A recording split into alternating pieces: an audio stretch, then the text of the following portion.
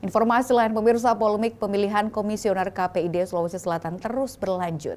Tahapan pemeriksaan yang dilakukan Badan Kehormatan DPRD Sulsel memasuki tahapan pemeriksaan calon komisioner KPID. Dari 21 nama, baru 4 orang yang diperiksa. Pemeriksaan yang berlangsung selama 2 jam tersebut guna mengungkap kekeliruan dan pelanggaran selama proses uji kelayakan dan kepatutan di Komisi A.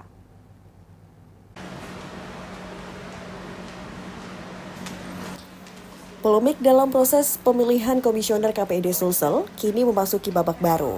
Badan Kehormatan atau BK DPRD Sulawesi Selatan yang sebelumnya telah menerima aduan dari Koalisi Jurnalis Peduli Penyiaran atau KJPP, kini telah melakukan pemeriksaan atau klarifikasi terhadap 4 calon komisioner di kantor Badan Kehormatan DPRD Sulsel pada Rabu pagi tadi. 4 orang yang hadir memenuhi panggilan Badan Kehormatan DPRD Sulsel terdiri dari 2 calon komisioner Komisi Penyiaran Indonesia atau KPI daerah Sulawesi Selatan serta 2 orang dari calon komisioner Komisi Informasi atau KI Sulawesi Selatan.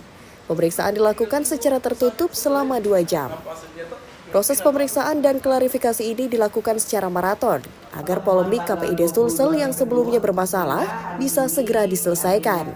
Apalagi dalam proses uji kelayakan dan kepatutan yang dilakukan Komisi A DPRD Sulsel terindikasi mengabaikan sejumlah aturan etik. Khususnya peraturan KPI nomor 2 tahun 2011 tentang kewajiban dalam uji kelayakan dan kepatutan dilakukan secara terbuka.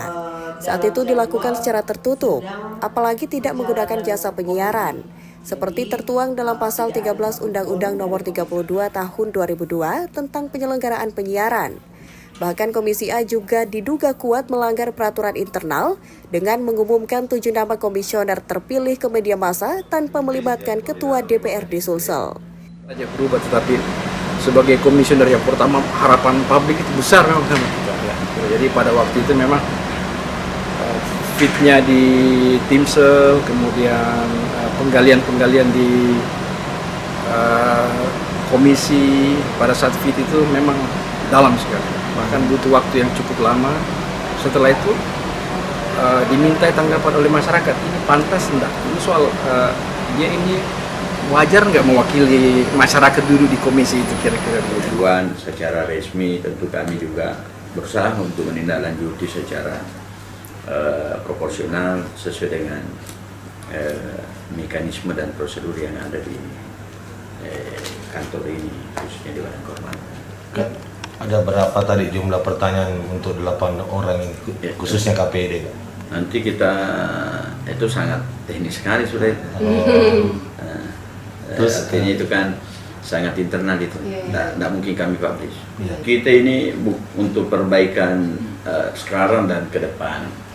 Ini 2 lembaga strategi ini, KPI dengan KIP itu kita punya tanggung jawab semua bagaimana lembaga ini bisa jalan dengan baik dan tetap mendapatkan kepercayaan publik yang paling penting. Dan dari KJPP sendiri, koalisi sendiri, kami menemukan ada pelanggaran yang dilakukan oleh Komisi A, di mana di situ tertera ada Undang-Undang Republik Indonesia nomor 32 tahun 2002 tentang penyiaran dan undang-undang soal PKPI nomor 2 tahun 2011. Inilah yang kami anggap bahwa bermasalah selama proses fit and proper test. Diketahui polemik ini menguak setelah Komisi A DPRD Sulsel menetapkan 7 nama komisioner terpilih ke publik tanpa sepengetahuan Ketua DPRD Sulsel. Belakangan terungkap jika dalam proses awal hingga masuk tahapan fit and proper test di Komisi A, berbagai pelanggaran dilakukan, termasuk mengabaikan PKPI serta undang-undang tentang penyiaran. Bahkan salah satu komisioner yang dipilih Komisi A masih ada yang berstatus ASN. Dari Makassar, Fadli iNews melaporkan.